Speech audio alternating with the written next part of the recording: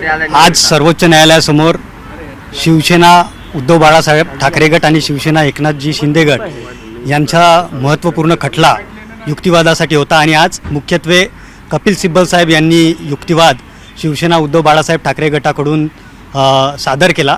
त्या युक्तिवादात त्यांनी सुरुवातच इथून केली की 1966ला शिवसेना पक्षाची स्थापना झाल्यापासून 2012पर्यंत जोपर्यंत बाळासाहेब ठाकरे यांचं निधन होत नाही तोपर्यंत बाळासाहेब हे त्या पक्षाचे प्रमुख नेते होते। पक्षप्रमुख म्हणून देखील त्यांनी काम बघितलं।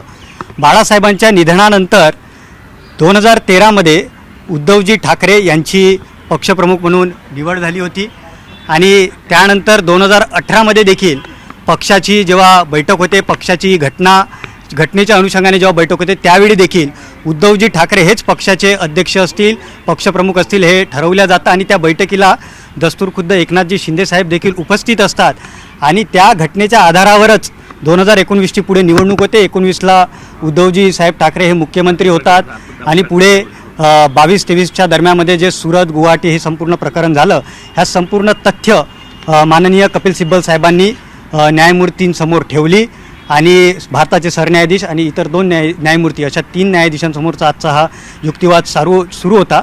आणि या संपूर्ण युक्तिवादामध्ये महत्त्वाचे 2 मुद्दे कपिल सिब्बल साहेबांनी आज अधोरेखित केले। पहिला महत्त्वाचा मुद्दा म्हणजे की इलेक्शन कमिशन ऑफ इंडियाने जेव्हा पक्ष आणि चिन्ह हे एकनाथ शिंदे साहेबांचंच योग्य आहे या पद्धतीचा जेव्हा निर्णय दिला त्यावेळी 2018ची जी शिवसेना पक्षाची जी घटना होती ती घटना मुळातच निर्णय देताना इलेक्शन कमिशननी लक्षात घेतलेली नाही। विशेष म्हणजे उद्धवजी ठाकरे अध्यक्ष निवड जी पक्षाची झाली त्या संदर्भातले काही कागदपत्र हे इलेक्शन कमिशनच्याच वेबसाईटवर उपलब्ध आहे। असं असताना देखील इलेक्शन कमिशननी त्याकडे लक्ष दिलेलं दिसत नाही। हा महत्त्वाचा एक मुद्दा कपिलजी सिब्बल साहेबांनी आज युक्तिवादात मांडला।